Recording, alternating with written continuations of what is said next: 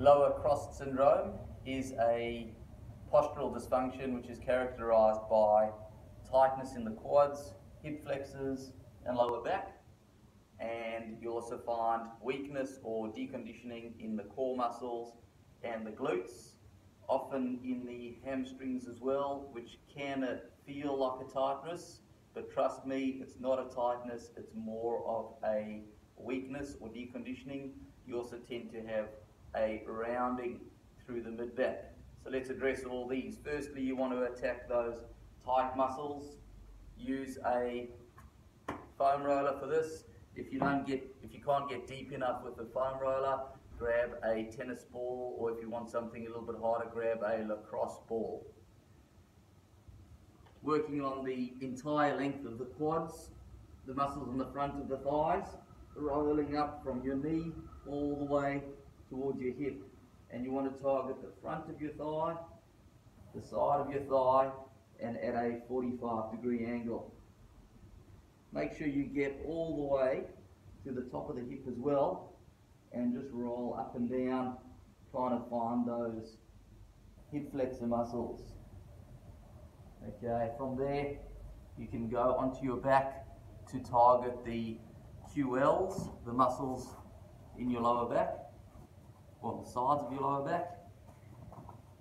Hips up, roller on your lower back, hold them to either side of the roller, and roll your knees, rock your knees from side to side. I'm going a little bit quicker than I probably should, just because I want to keep you interested and speed up this video, but you want to do slower movements, either with the roller, tennis ball, or lacrosse ball. Okay, so once you've targeted those tight muscles, and you can work on them for a number of repetitions, 10 up and down, or maybe go 60 seconds each side. Once you've worked on those tight muscles, next thing you want to do is address those deconditioned or weak muscles. So let's get rid of this roller. And a good place to start is on your back, doing a dead bug with a reciprocal hand to knee push. Opposite arm and leg goes down, but keep them floating, so don't let them relax.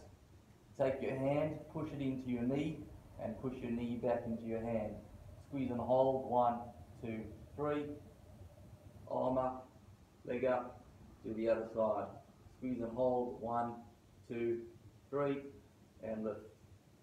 Again, go for around 10 each side, or work it for time, 60 seconds.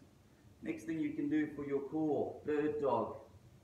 Another great exercise. Get everything switched on. Make sure those feet are off the ground. Squeeze your heels to your bum. 4-point balance, hands and knees. Extend opposite arm and leg. Find your balance. Squeeze 1, 2, 3, and lower. Lift and hold. 1, 2, 3, and lower. Again, 10 each side, 60 seconds, whichever you prefer. Working those hip stabilizers. Single leg balance.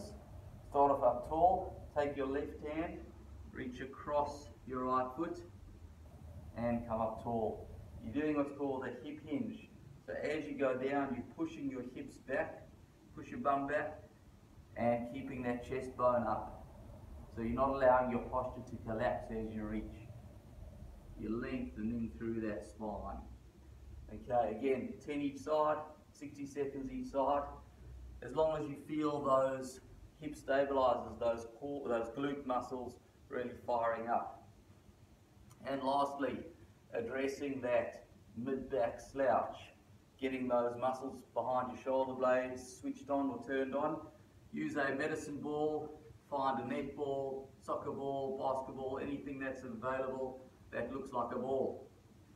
Have a lie down with your mid-back on the ball, between your shoulder blades.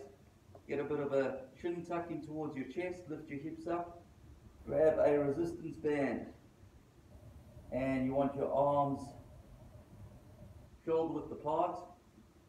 Pull one arm down to your side, one arm back behind you, bring them back up to the center, and do the other side. Keep on going from one side to the other. Again, 10 each side, or 60 seconds, it's up to you. Working on strengthening those muscles behind your shoulder blades and on either side of your spine. There's many ways to skin a cat. So that's just a few exercises and releases you can do for a lower cross syndrome.